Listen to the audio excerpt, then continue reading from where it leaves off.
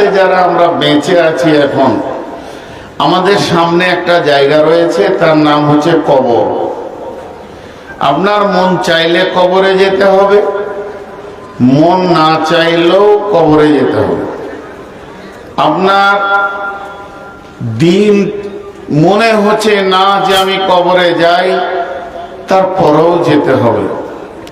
সব থেকে কিছু জিনিস বড় বিড়ম্বনা আছে, বিরক্তিকর জিনিস, যেগুলো আমার আপনার হাতে নাই, কন্ট্রোলের মধ্যে নাই, কন্ট্রোলের বাইরে আছে।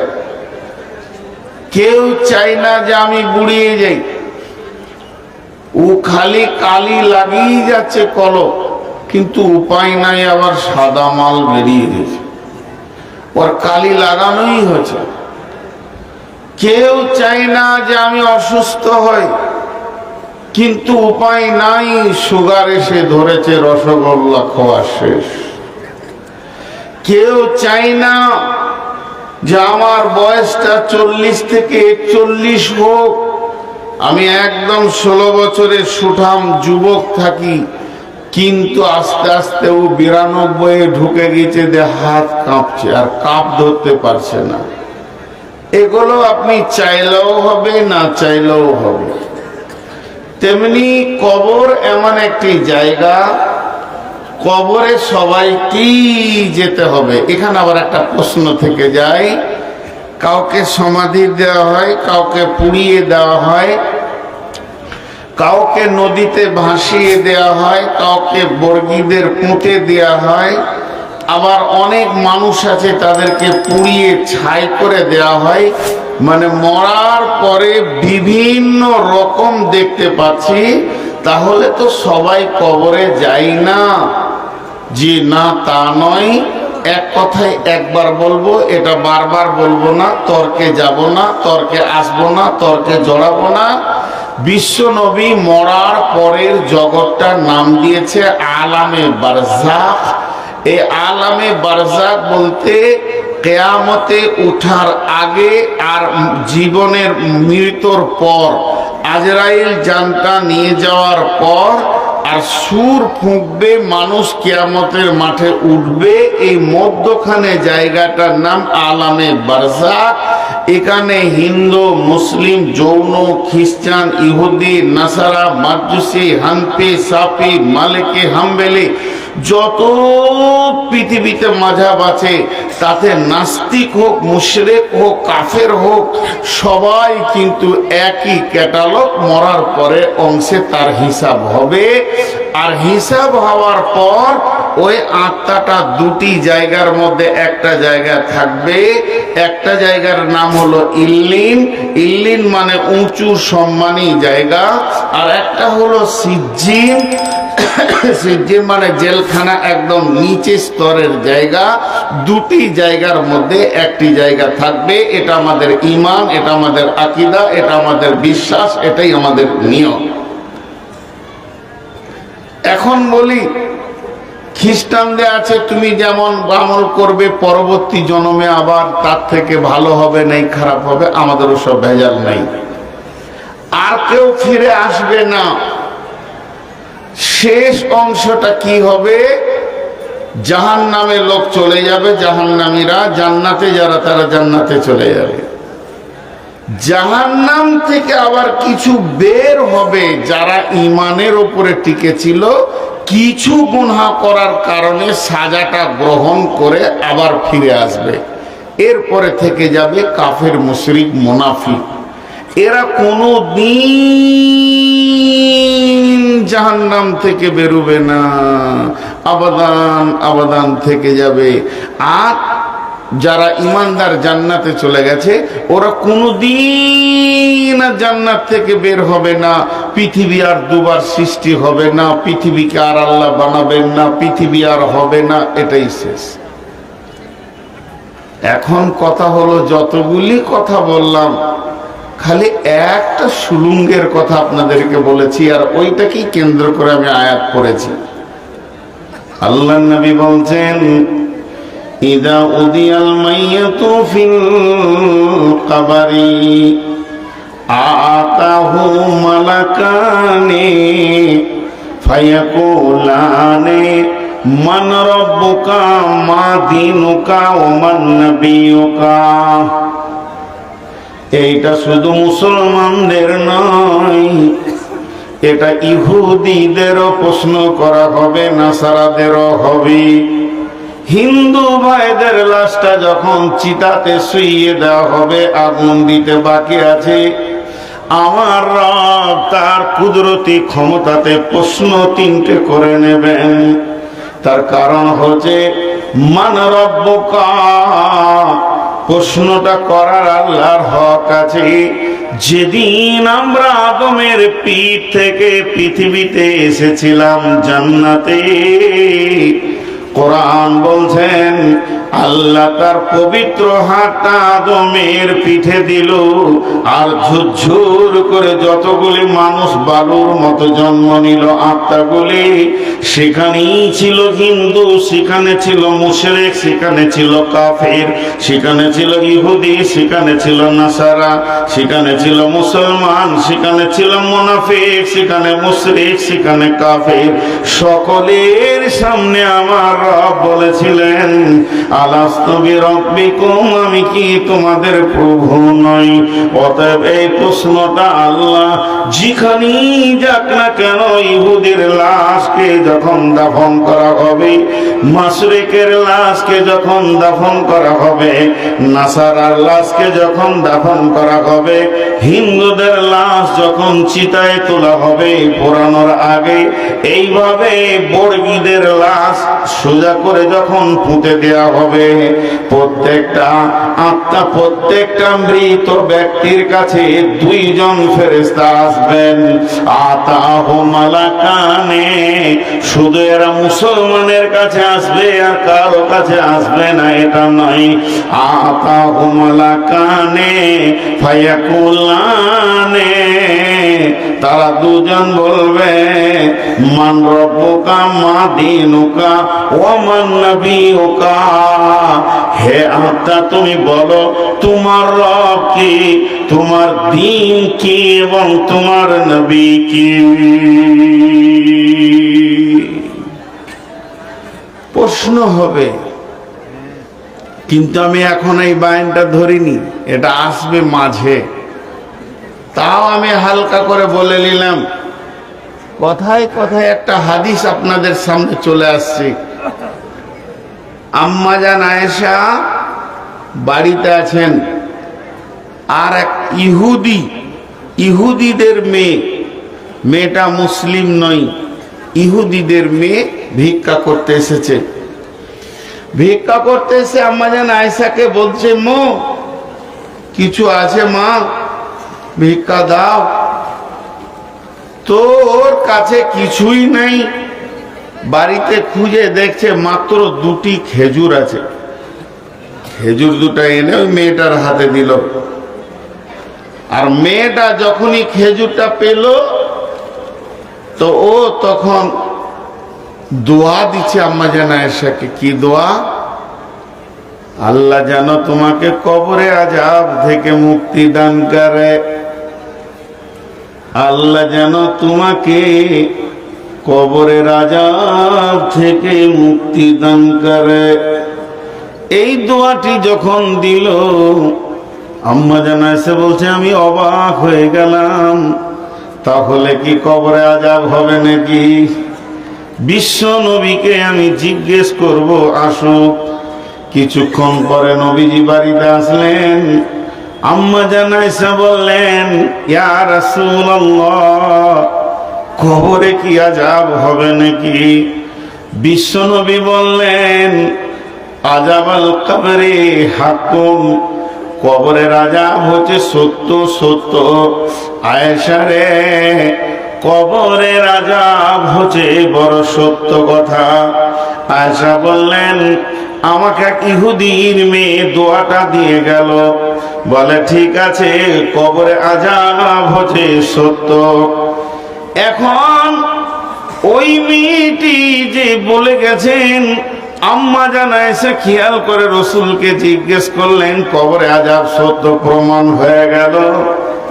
আম্মা জান আয়েশা বলছেন, আমি যেন কানটাকে খরস্রোত করে রাখতাম, কানটাকে একদম একদম সিবিআই এর মতো করে রাখতাম। বিশ্ব নবী যখন বাড়িতে নামাজ পড়তেন, আমি এমন একটা সালাত দেখিনি, বিশ্ব নবী এমন একটা নামাজ পড়েননি যে নামাজের শেষে কবরের আযাব থেকে আল্লাহর কাছে পানা চাইনি।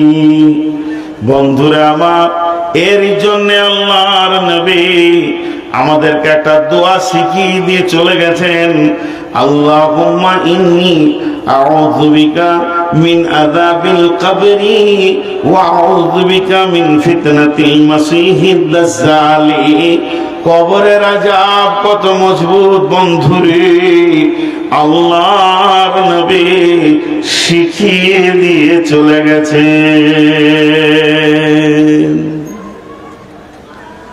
কবরের আযাব ঝগড়া করতে গেলে অনেকক্ষণ করা যায়, কেউ নাই, একজনও নাই। তুমি এসো, উঠে এসো, আমার ওই ঘরটা খুলো, আমার জ্যাকেটটা নিয়ে এসো, খুব ঠান্ডা লাগছে।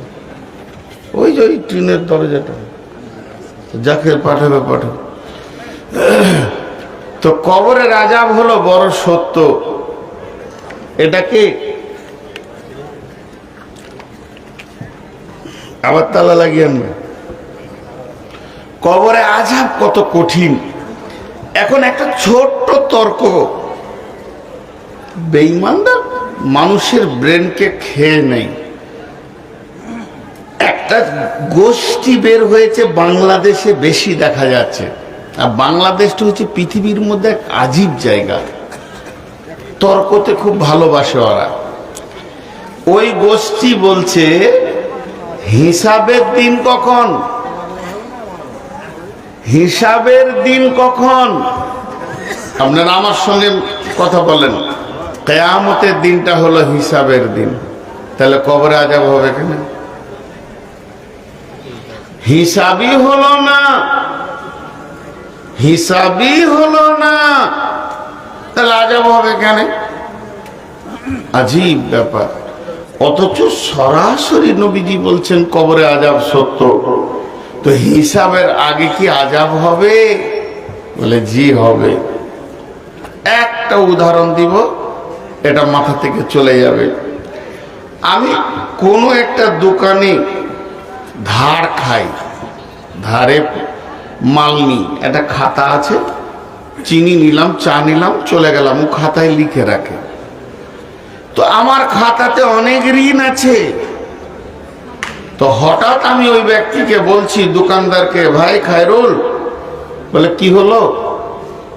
বলে একবার হিসাবটা বসলে হতো না? কত কি হলো দেখি, কতটা ভেজাল হলো আর কত আমি ঋণের বুঝাবো, এলি বেড়াবো। তো খায়রুল আমাকে তোকে বলছে, এমন কেন করছেন জি? আর নেন না, আপনি খান, আপনার কাছে পয়সা কে চেয়েছে? আমি আইডিয়া করছি বর্তমান মূল্য দর হিসেবে কিছু না হলো 50,000 হয়ে গেছে। তো আমি করলাম কি, ও আমাকে বলছে যে এটা মাস চলছে জানুয়ারি, ফেব্রুয়ারি, মার্চ, রোজাটা পার করে এপ্রিলে বসে হিসাব করব, আপনি খেয়ে যান। তা আমি করলাম কি, আচ্ছা ঠিক আছে, এই আমার কাছে 40,000 টাকা আছে, এটা জমা করে নাও আজকের ডেটে। গুনাহ হবে? জোরে বলেন গুনাহ হবে? আর হ্যাঁ না বলে না গুনাহ হবে? যেদিন আমার হিসাব হবে সেই দিন আমাকে টাকা কম লাগবে না বেশি লাগবে? কম লাগবে। তো কবরে আযাব এরকম। বন্ধুরা আমার, কবরে আযাব যখন শুরু হয়ে যাবে, যেদিন কিয়ামত হবে, যেদিন আপনার হিসাব চলবে, সেদিন কবরের আযাবটাও মাইনাস হবে। আমার গোনা যা ছিল তার থেকে মাইনাস হয়ে যাবে। কবরে আযাব এমন একটা জিনিস, অগ্রিম জমা করার মতো। বন্ধু আমার, আমার গোনা মাফ হবে, শুধু তাই নয়, এমনও ব্যক্তি আছে কবরে আযাবই তার গোনাটা শেষ হয়ে যাবে। কিয়ামতের মাঠে যখন উঠবে, গুনাহবিহীন উঠবে। এরপরে যদি গুনাহ থাকে তাহলে হিসাব নিকাশে ধরা পড়বে। কিয়ামতের মাঠে 50,000 বছর থেকেও সেখানে মাইনাস যাবে। অতএব কবরে আযাব সত্য। আল্লাহর নবী বলে দিয়েছেন আযাবাল কবরে হাকুন, কবরে আযাব হচ্ছে সত্য। ওই জায়গা থেকে নিজেকে ভয় করো। হযরত ওসমান গনি ইসলামের তৃতীয় খলিফা, রাসূলের জামাতা, যুনুরাইন বলা হয়। তিনি একাই রাসূলের 2খানা বেটিকে বিয়ে করেছিলেন। একটা বেটি মরে যাওয়ার পর আবার একটা বেটিকে বিয়ে দিয়েছিলেন রাসূল। একই জামাইকে 2খানা মেয়ে দিয়েছিলেন। ওই জামাইটার নাম হচ্ছে হযরতে ওসমান।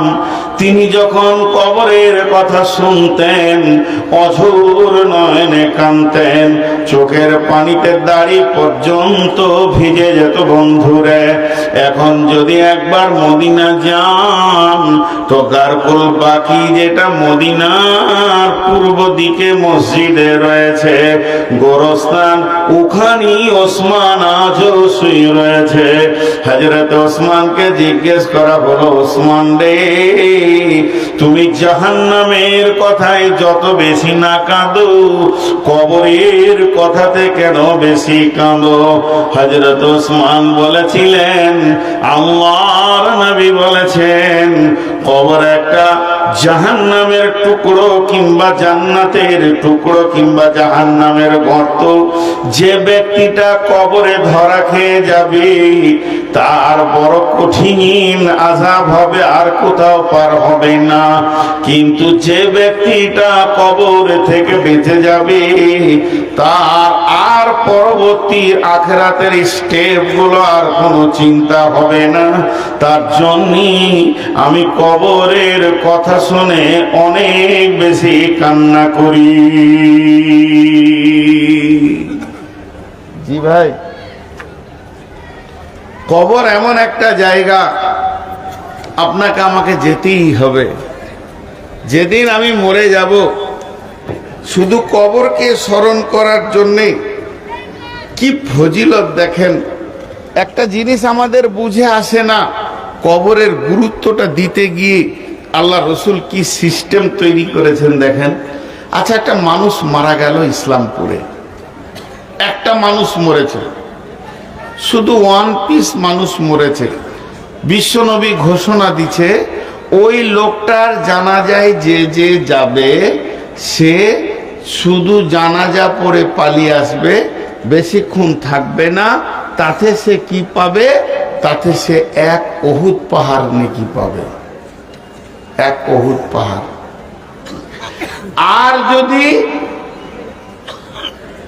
শেষ পর্যন্ত দাফন কাফন করে একদম কবর সেরে আসবে তো 2 উহুদ পাহাড় পাবে। কিরাতাইন 2 উহুদ পাহাড়। উহুদ পাহাড়টা কত বড়? উহুদ পাহাড়টা হচ্ছে 7 কিলোমিটার লম্বা, 3.5 কিলোমিটার চওড়া। উহুদ, ওর নাম উহুদ কেন? ওর সাথে কোনো পাহাড়ের জয়েন্ট নাই, ও একাই দাঁড়িয়ে আছে। আহাদ থেকে উহুদ, সেই উহুদ পাহাড় সমান নেকি হবে ওর। কে পাবে? যে জানাজা পড়তে যাবে। আজীব জিনিস, যে জানাজা পড়তে যাবে। আজীব জিনিস। আজীব জিনিস কেন বলছি? আরে আমি তো বিদায় দিতে গেছি একজনকে, আমি একা যাইনি, আমার মতো আরো 500 জন গেছে। তাহলে 500 উহুদ পাহাড় নেকি নিয়ে কিংবা 1000 উহুদ পাহাড় নেকি নিয়ে জীবিত কটা বাড়ি চলে গেল, তো মুর্দাটার লাভ কি হলো? ভিড় জমিয়ে মুর্দাটার লাভ কি হলো? আমার প্রশ্নটা খালি বোঝার চেষ্টা করেন। যদি আল্লাহ রসুল বলতেন যে যটা লোক যাবে তো উহুদ পাহাড় নেকি ওই মুর্দাটা পাবে, তাহলে ভাড়া করে লোক আনতাম। আমার বাপ মরেছে, আমি 2-4 গাঁ ঘুরে ভাড়া করে লোক নিয়ে আসতাম। একটা লোকে 4টা লোকে ধরে নিয়ে গিয়ে ওকে জানাজা পড়ে দাফন করলে যা হবে, আর 1000 কেন 1,00,000 গেল তাই হবে। চলেন, লাভ একে কেন বেশি দিচ্ছে জীবিতকে? জীবিতর কি আছে ওখানে বন্ধু? একটু বুঝেন। আর একটা প্রশ্ন ছোট করে এর মাঝে করি। জানাজার যে দোয়াটা দেখেন, আল্লাহুম্মা গফির লি হাইয়িনা ওয়া মাইতিনা ওয়া শাহিদিনা ওয়া গায়িবিনা ওয়া সাগীরিনা ওয়া কাবীরিনা ওয়া যাকারিনা ওয়া উনসানা আল্লাহুম্মা মান আহইয়াইতাহু মিন্না ফাহি আলাল ইসলাম ওয়া মান তাওয়াফাইতাহু মিন্না ফাতাওয়াফাহু আলাল ঈমান আল্লাহুম্মা লা তাহরিমনা আজরাহু ওয়া লা তাফতিননা বা'দাহু। গোটা দোয়াটার ভিতরে ওই মৃত্যুটার কথা একবার আছে খালি, ওর একালাই যত কবরে মরে যায়। আল্লাহুম্মা গফির লি হাইয়িনা ওয়া মাইতিনা, এরপরে আর মৃত্যুর কথা কিছু নাই। যে প্রেজেন্ট আছে তাকে মাফ করো, যে গায়েব আছে তাকে মাফ করো, ছোটকে মাফ করো, বড়কে মাফ করো, পুরুষকে মাফ করো, নারীকে মাফ করো। আল্লাহ ইসলামের মধ্যে আমাকে রাখো, ইসলামের সাথে আমাকে মত দাও। সমস্ত দোয়াটা যদি আপনার সমস্ত দোয়াটা যদি 1 ফুটের লম্বা হয়, 20 লাইনের হয়, সামান্য কিঞ্চিত শুধু মুর্দার জন্য দোয়া, তাও বা সেটা কেমন কথা শুনেলেন? ওই কথাটা একবার খালি বলবে ইমাম, ওয়া মাইতিনা, হে আল্লাহ তুমি জীবিতকে মাফ করো এবং মৃত ব্যক্তিকে মাফ করো। একবার বলে দিল আল্লাহুম্মা গফির লি হাইয়িনা, আবার জীবিতকে প্রথম বলেছে, তারপরে মৃতকে বলেছে। তাহলে জীবিতকে এত গুরুত্ব দেওয়া হলো কেন? জীবিতকে এত ডাকা হলো কেন? মৃত ব্যক্তিকে শুধু একবার বলে ছেড়ে দেওয়া হলো, তাহলে ওকে একবার বলা হলো কেন? ও সুদ খাবে, চুরি করবে, লুচ্চামি করবে, বাটপাড়ি করবে, মাতালামো করবে, জেনা করবে, ব্যভিচার করবে, লোকের মাল মেরে খাবে, আর আমি যে জানাজা পড়ে দেব আল্লাহ জান্নাত দিয়ে দেবে, এটা হবে না। তুই এসেছিস, দরখাস্তটা দিয়ে চলে যা, যা করার সাইজ আমি আল্লাহ ওকে সাইজ করব। অনেকে আবার গল্প করে, হাজির জানাজায় এত লোক হয়েছিল জীবনে দেখিনি, তোদের দেখার লাভ নাই, তুই চলে যা। একবার খালি বলো মাইতিনা, আল্লাহ মৃত ব্যক্তিদের মাফ করে দাও। যত বড় মৃত ব্যক্তি আছে সেই সিরিয়ালে তুই বলতে এসেছিস একবার বলবি, কিন্তু যতগুলো বলছিস তুই জীবিতর জন্য বলছিস, একটা মৃতর জন্য আর তোর দোয়া নাই। তার কারণটা কি বন্ধুরে আমার? ইজা মাতাল ইনসানু ইনকাতানহু আমালুহু, মানুষ যখন মরে যায় ওর আমলের কডলাইন কেটে যায়, ওর আর সোজা হব, ভালো হব, তওবা করব, এই রাস্তাটা চলে যায়। কিন্তু যে জীবিত গুলো গেছে তাদের কিন্তু কডলাইন এখনো কাটেনি। এরা যদি চেতনাই ফিরে আসে, বিবেক বিবেচনাটাকে কাজে লাগায়, তাহলে এদের হেদায়েতের রাস্তাটা খুলে যাবে। এর জন্য আমার নবী 2 পাহাড় উহুদ পাহাড়ের নেকি ঘোষণা করলো। খালেক চ, মালেক চ, জমিরুল চ, সফিরুল চ, হবিবুর চ, সমীর চ, যতজন আছিস উজু করে কাতারে দাঁড়িয়ে যা, কারণ তোদেরকে ওই জানাজার দৃশ্যটা দেখার জন্য নবী কি এত ফ্যাসিলিটি দিয়েছেন। একজন দার্শনিক বলছেন, একটা জীবিত ব্যক্তি মৃত হয়ে, একটা জীবিত ব্যক্তি মৃত হয়ে কিভাবে মা বাপ ভাই বোন জমি জায়গা ঘর বাড়ি সমস্ত মহব্বতকে কেটে ধীরে ধীরে একটা অন্ধকার গড়ে ঢুকলো। এই দৃশ্যটা যদি কোনো জীবিত একবার দেখে আসে, আর ওই দেখার পর যদি তার রাস্তা চেঞ্জ না হয়, ওকে পৃথিবীর কোন ইউনিভার্সিটি মানুষ বানাতে পারবে না। একটা জীবিত ব্যক্তি যখন মৃত ব্যক্তির বিদায়কে দেখবে তখনই তার আকেল বিবেক খুলে যেতে হবে যে আমারও ওই দিনটা আছে। এই বিবেকটা যদি কার না খুলে, এই বিবেকের চেতনা যদি কার না হয়, বন্ধুরে ওকে পৃথিবীর সেরা ভার্সিটিতে যদি দেন, আর মদিনা ইউনিভার্সিটিতে দেন, আর কোরআন হাদিসের যদি দাস দেন, ওর মতো হতভাগা মূর্খকে রাস্তা দেখাবে কেউ পৃথিবীতে নাই। অতএব তুমি জানাজাতে হাজিরি দাও, যে কোনো মুসলমান মরবে তুমি হাজিরি দিয়ে দাও, আর ওই দৃশ্যটা দেখো, আর নিজের জন্য একটা সাবজেক্ট তৈরি করে নাও। এমন একটা দিন আসবে, সেই দিন আমার এই পালাটা পড়বে, গাঁওয়ালা থেকে যাবে, আত্মীয় স্বজন থেকে যাবে, মাল থেকে যাবে, জমি জায়গা থেকে যাবে, শুধু বিদায়টা আমার হবে। ওই দিনটা কেমন হবে? আজকে জীবিত অবস্থায় তুমি তোমার রাস্তাকে বেছে নাও।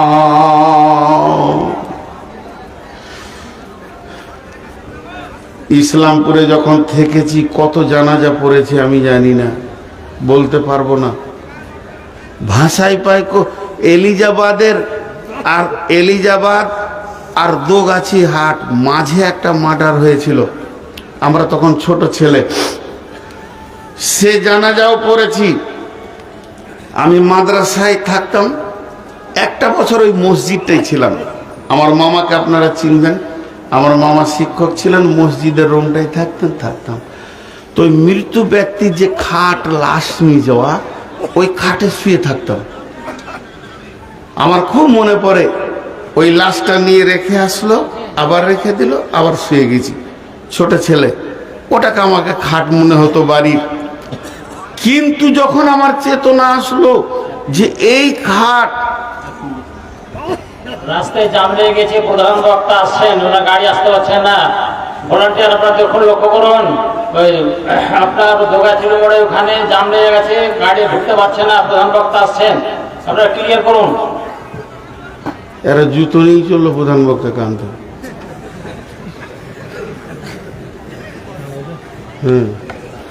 বুড়া মানুষকে রেখে নিলে আমাদের দেশে যে বুড়া উঠতে দেওয়া নিষেধ। আমার 12 বছর বয়স।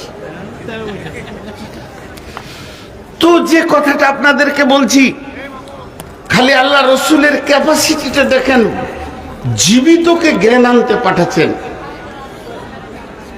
একটু ধ্যান দেন, একটু মনোযোগ, এখানে অনেকগুলো ডিপলি কথা আছে। তো আল্লাহ তাবারাক ওয়া তাআলা রসুল এত সুন্দর করে বানিয়ে দিলেন, যাও তুমি ওখানে দাঁড়িয়ে দেখো। তো অনেক লাশকে জানাজা পড়েছি, একটা বাস্তব ঘটনা বলছি। তখন এই যে সুলাইমান ভাই, এরা সব ছাত্র আমরা ছিলাম, মনে আছে, মুজাহিদ ছিল। একটা মৃত জানাজা হলো, ওই কথা বলছেন কেন, ধ্যানের সঙ্গে শুনেন, প্র্যাকটিক্যাল বলছি, আপনাদের এলাকার কথা বলছি। জানাজা হলো, তো দাফনের কাজ চলছে, আর আমাদের 2 জন শায়েখ, আল্লাহ জান্নাত নসিব করুন, আল্লাহ 2 জন শায়েখ এবং মৌলানা আলী হোসেন, মৌলানা মুজিবুর, আহা আল্লাহ তাদেরকে জান্নাতুল ফেরদাউসের মেহমান বানান। জোরে বলেন আল্লাহুম্মা আমিন। ওই ব্যক্তিরা একটা বড়ের গাছে দাঁড়িয়ে আছে, বড়ের গাছের নিচে, আর আমরা ছাত্রগুলো একটু দূরে দাঁড়িয়ে আছি। কিন্তু 2টি এরকম বাচ্চা, মাদ্রাসারি বাচ্চা, তাদের এখন কোনো জ্ঞান হয়নি, মওত কি কবর কি জানেন না। তারা আমাদের সঙ্গে হেঁটে দিয়েছে, শিশু মাদ্রাসাতে পড়ে, তারা ওই বোর্ডগুলো পারছে, আর ওইদিকে দাফনে মানুষকে মাটি হোসনায় একজনের বিদায় চলছে আর তোমরা আনন্দ করছো।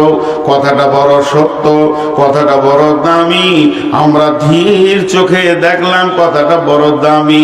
কিন্তু বন্ধুরে, ওই জায়গাতেই জানাজা পড়েছে এমন কয়েকজন ব্যক্তি, তারা আপোষে এত আনন্দ ঠাট্টা মজা করছে, মনে হচ্ছে না তারা বিদায়ের গোরস্থানে এসে হাজির হয়েছে।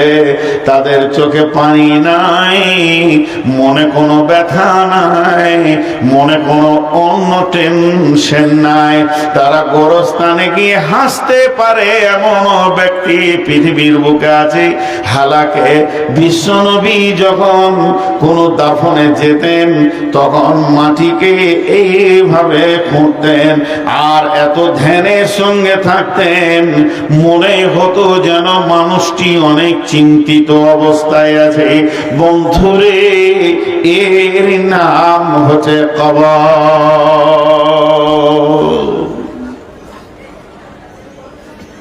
অনেক আমল আপনারা করেছেন সারা জীবনে, অনেক অনেক অনেক অনেক। আপনারা যা আমল করেছেন তার থেকে আমি এইটুকু করিনি। আমি বড় গুনাহগার, আমি গুনাহগার বলি চোপা চালাইছি। আমার যদি আখেরাতের চেতনা থাকতো তা আমি আর মুখ চালাতে পারতাম না, সামলে যেতাম।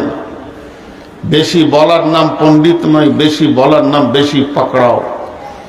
কিন্তু একটা মহাসত্য কথা বলছি, আপনারা অনেক পণ্ডিত, একটা মহাসত্য কথা আপনাদের সামনে দিয়ে যাচ্ছি।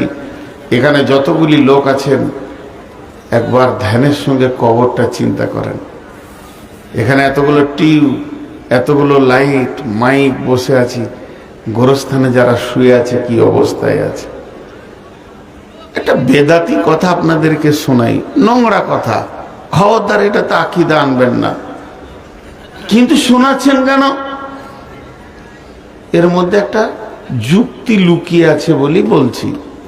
সেটা কি? এক পীর সাহেব, পীর সাহেব আল্লাহর ওলি, কবরে আযাব হচ্ছে জানতে পারতো। সকলে বলেন নাউজুবিল্লাহ, বলেন নাউজুবিল্লাহ। এ জানার ক্ষমতা কারো নাই, কে জানেন? আল্লাহ। এটা গল্প হিসেবে বলছি। তো ও ঘোড়ায় চেপে একটা গোরস্থানের পাশ দিয়ে পেরিয়ে গেছে। তো কবরের ভিতর থেকে কোরআন শরীফের আওয়াজ আসছে, সূরা মুলকের আওয়াজ আসছে, সূরা ইয়াসিনের আওয়াজ আসছে। তো ও খালি ওখানে দাঁড়িয়ে গিয়ে কি বলেছে? সুবহানাল্লাহ, আর কিছু বলেনি। সুবহানাল্লাহ, আর কিছু বলেনি। কেন? যে কবর থেকে ও কোরআনের তেলাওয়াত শুনতে পেয়েছে, তার জন্য একবার সুবহানাল্লাহ বলেছে। এটা গল্প বলিলেন, গল্প বললেই ভালো হয়, গল্প গল্প। তখন কবরবাসীকে জিজ্ঞেস করছে, কবরবাসী রে, তুই কতদিন থেকে কোরআন শরীফ পড়ছিস বল? কবরবাসী বলছে, বন্ধু 40,000 বার আমার খতম হয়ে গেছে কোরআন। যতদিন আমি কবরে শুয়েছি আমার 40,000 বার খতম হয়ে গেছে। গল্পটা কত মজা। তখন বলছে সুবহানাল্লাহ, তাহলে অনেক নেকি পেলি। বলে, বন্ধুরে, তুই 40,000 বার খতমের নেকিটা নিয়ে নে, আর তোর একবার সুবহানাল্লাহ বলার নেকিটা আমাকে দিয়ে দে, আমি পেরিয়ে যাব। এটা যদিও গল্প, তো কত জ্ঞানের কথা। জীবিত অবস্থায় একবার মুখ হিলাবে সুবহানাল্লাহ, আলহামদুলিল্লাহ, ওয়ালা ইলাহা ইল্লাল্লাহ, তোর নেকি লেখা হবে। কিন্তু মরে যাওয়ার পর আর নেকির কোনো হাত থাকবে না। মৃত ব্যক্তি ভিখারির মতো সন্তানের দিকে, আত্মীয় স্বজনের দিকে তাকিয়ে থাকে, কখন কে আমার জন্যে সামান্য দান পাঠাবে, এখনই এসে টেবিলে টাকাটা দিয়ে বলবেন আমার আব্বার জন্য দোয়া করে দেন। আর আপনার আব্বার হৃদয়টা বড় হয়ে যাবে, বেটারে ভাগ্যে জানে তোকে আমি রেখে এসেছিলাম, বিরাট বড় আমার কাজ হয়ে গেল আজ। আপনি জানেন না আপনার মা কতদিন তাকিয়ে আছে, বলছে মইনুল রে বাপ 20টা টাকা একবার দিয়ে আয়, আমার নামে আজাব চলছে বাপরে। যেদিন আপনি 25টা টাকা দিয়ে বলবেন আমার আম্মুর জন্য দোয়া করেন, সেদিন কবরবাসী কত খুশি হবে, আমার সন্তান আমাকে দিয়েছে। অতএব বন্ধুরে, আল্লাহ তাবারাক ওয়া তাআলার নবী বলেছেন কবরের আযাব হচ্ছে হক, কবরের আযাব হচ্ছে মহাসত্য। আল্লাহ তাবারাক ওয়া তাআলা বলেন সিরু ফিল আরদি কাইফা কানা আকিবাতুল মুকাযযিবিন।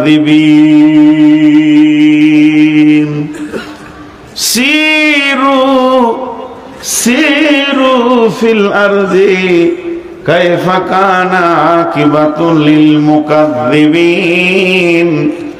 জমিনের বুকে ছড়িয়ে যাও, হে জলসায় যতজন আছেন, 20 টাকা 50 টাকা 100 টাকা 200 টাকা নিয়ে সফর শুরু করে দেন। আপনারা কলকাতা যান, শিলিগুড়ি যান, গৌহাটি যান, যত যেমন টাকা আছে বাংলাদেশে চলে যান, কুয়েত যান, তবে আল্লাহর ডাকে সারাটা দেন। উমরা পারলে করেন, হজ করেন। ওয়া আতিমুল হাজ্জা ওয়াল উমরাতা, হজ এবং উমরাকে তোমরা পরিপূর্ণ করো, পুরা করো। বন্ধুরা আমার, হজ আর উমরার যদি টাকা না থাকে, আপনি না যেতে পারেন, পৃথিবীতেও বিচরণ করেন। কোরআন পৃথিবী বিচরণ করার ব্যাপারে বলেছেন কাইফা কানা আকিবাতুল মুকাযযিবিন, মিথ্যুকরা পৃথিবীতে কেমন করে ধ্বংস হয়েছে। যখন এগুলি তুমি দেখবে, তোমার বিবেকের চেতনা খুলবে। ইতিহাসে পড়েছেন আপনারা, শিশুকালে ক্লাস 3-তে যারা আমার বয়সে, পঞ্চপাণ্ডব ছিল, তারা ধ্বংস হয়ে গেছে। পঞ্চপাণ্ডবের বাড়িটা আমার বাড়ির পাশে, একবার গিয়ে দেখে আসবেন। সরকার তার কাটা দিয়ে ঘিরে দিয়েছে, তাদের সেই বিল্ডিং ভূমিধসে নিচে চলে গেছে। তাদের ছেলে মেয়ে নারী পুরুষ ঘোড়া হাতি যা ছিল একটাও তারা জীবিত নাই, মাটির নিচে চলে গেছে। তারা সেখানেই সলিল সমাধি, আজও পর্যন্ত সেই পাণ্ডব ঢাকা রয়েছে। বন্ধুরে আমার, এগুলো দেখলে বিবেকের চেতনা ঘুরবে। শেষ কথা বলি, যদি একেবারেই গরিব হন, যদি একেবারেই গরিব হন, কোথাও যদি না যেতে পারেন, একটা জায়গা যেতে বলছি, একবার যাবেন। এই আমলটা আমাদের কাছ থেকে বিলুপ্ত হয়ে গেছে। গভীর রাত্রিতে উঠে একবার গোরস্থানে গিয়ে আব্বা মায়ের কবর কিংবা দাদা দাদির কবরের পাশে চুপ করে দাঁড়িয়ে দেখবেন দৃশ্যটা কেমন লাগছে। এরাও তো মায়ায় পড়েছিল, এরাও তো মায়ার জালে পৃথিবীকে ঘিরে নিয়েছিল, এরাও তো এত সুন্দর সুন্দর অট্টালিকা পৃথিবীতে বানিয়েছে। আজকে তারা নাই, আজকে তারা মাটির নিচে শুয়ে গেছে। এর জন্য কবর জিয়ারত হলো একটা আমল। দলিল শুনেলেন আল্লাহর নবী কখনো কখনো রাত্রিতে উঠে গারকুল বাকিতে চলে যেতেন, কখনো কখনো উহুদের প্রান্তে যেখানে 70 জন লাশ শুয়ে আছে সেখানে চলে যেতেন।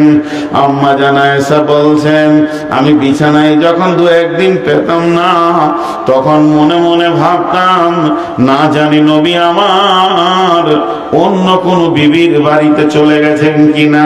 তাই আমি একদিন করলাম কি, ঘুমানোর ভান করে পড়ে আছি আর দেখব নবীজি যেন অন্য সতীনের বাড়ি না চলে যায়। 17-18 বছরের কচি মহিলা আম্মু জান ঘুমানোর ভান করে পড়ে আছেন। বিশ্ব নবী গভীর রাতে উঠেছেন, ওঠার পরে তিনি হাত মুখ কুচলে উজু টুজু করে কাপড় চাদর গায়ে দিয়ে বের হতে শুরু করেছেন। এমন সময় আম্মা জান আয়েশাও বলছেন, আমি গোপনে গোপনে রসুলের পেছন দিয়ে হাঁটতে শুরু করলাম। নবীজি জানেন না আমি তার পেছনে রয়েছি। আমি দেখলাম বিশ্ব নবী কোথাও গেলেন না, সোজা গারকুল বাকিতে যেখানে 12,000 শহীদ শুয়ে রয়েছে সেই কবরের পাশে ওই চাঁদনি রাত্রিতে সাদা কাপড় পরে আমার হাবিব ফজর পর্যন্ত দাঁড়িয়ে দাঁড়িয়ে কাটিয়ে দিলেন। আমরা কখন রেখে এসেছি মাকে, কখন রেখে এসেছি আব্বাকে, কখন রেখে এসেছি নানি নানা দাদি দাদাকে, এখনো আমাদের সময় হয় না তার একবার খবর নেই। আল্লাহ তাবারাক ওয়া তাআলা বলছেন, মিন আইয়িন খালাকাহু মিন নুতফাতিন খালাকাহু ফাকাদ্দারা সুম্মা সাবিলা ইয়াসসারা সুম্মা আমাতাহু ফাআকবারা। মিন আইয়িন খালাকাহু, কোন জিনিস থেকে তোমাদেরকে আমি বানিয়েছি? মিন নুতফাতিন খালাকাহু ফাকাদ্দারা, মা বাপের বীর্য থেকে বানিয়েছি, এত সুন্দর চেহারা দিয়েছি। সুম্মা আমাতাহু ফাআকবারা, আবার তোদের এই চেহারাটাকে আমি মারব, লাশ বানিয়ে তোদেরকে কবরে ভরব। আল্লাহর চ্যালেঞ্জটা দেখেন। মিন আইয়িন খালাকাহু মিন নুতফাতিন খালাকাহু ফাকাদ্দারা সুম্মা সাবিলা ইয়াসসারা সুম্মা আমাতাহু ফাআকবারা। বিশ্ববাসীরে, যে দিন থেকে তোদেরকে আমি বানিয়েছি, 2টি বীর্যকে এক জায়গায় শুক্রাণু ডিম্বাণুকে করে তোর মতো সুন্দর পুরুষটাকে আমি বের করলাম, মহিলাকে বের করলাম। সুম্মা সাবিলা ইয়াসসারা, যে রাস্তা দিয়ে তুমি পৃথিবীতে এসেছো এটা সোনার দরজা নয়, বরং পেচ্ছাবের রাস্তা দিয়ে 2 বার বের হয়েছো। একবার বাপের পেচ্ছাবের রাস্তা দিয়ে, আর একবার মায়ের পেচ্ছাবের রাস্তা দিয়ে তুমি পৃথিবীতে এসেছো। কিসের এত তোমার অহংকার? সুম্মা সাবিলা ইয়াসসারা, আমি সেটাকে আসান করে দিয়েছিলাম, তবেই মা তোমাকে পৃথিবীতে এনেছি। সুম্মা আমাতাহু ফাআকবারা, এরপরে তোমাকে আমি আল্লাহ মারব, মরার পরে তোমাকে কবরের ভিতরে আমি নিয়ে যাব। পৃথিবীর কোন শক্তি আটকে দিতে পারবে না। একবার খবির ডাকাতের কবরের পাশে গিয়ে তুমি দাঁড়াও, যদিও সেটা নেগেটিভ, তারপরও তোমার বিবেকের চেতনা বলবে 500টা মার্ডার করার পরও খবিরকে আজরাইল ছাড়ে নাই, 1000টা মার্ডার করার পরও কালু ডাকাতকে কবরে নীরবে শুতে হয়েছে। তাহাজ্জুদের নামাজে জলিল চাচার কোনোদিন কামাই ছিল না, সেও যেন কবরে এসে ঘুমিয়ে গেছে। অতএব বন্ধুরে, আমার আল্লাহ ক্লিয়ার বলে দিয়েছেন, তোমরা রেডি হয়ে যাও, একদিন তোমাদেরকে আমি কবরে শোয়াবো। উস্তাদ, আমার কতক্ষণ? আর 15 মিনিট? জি ভাই, অনেক কথা হয়ে গেল। আল্লাহ বলেছেন, ওয়াইজাল কুবুর উপর সিরাত, আমি কবরওয়ালাদেরকে একদিন তুলবই, শুধু তুলবো নয়, তুলবই। আমার চ্যালেঞ্জ আছে, ওদেরকে কবর থেকে তুলবো। হায় আল্লাহ, শুধু তা নয়, আফালা ইয়ালামু ইযা বু'সিরা মা ফিল কুবুর, কবরে কি পাঠানো হয়েছে তুমি কি জানো? তুমি জানো না? অনেক অনেক অনেক অনেক কথা। শেষবারের মতো আমি হৃদয় খুলে একবার বলছি, সেই কবরে যাওয়ার আগে কিছু পুঁজি তৈরি করতে হবে। সময়ের উপরে কাঁটাতে ঘড়ি ঘুরছে, আপনাদের মেন বক্তা পৌঁছে গেছেন।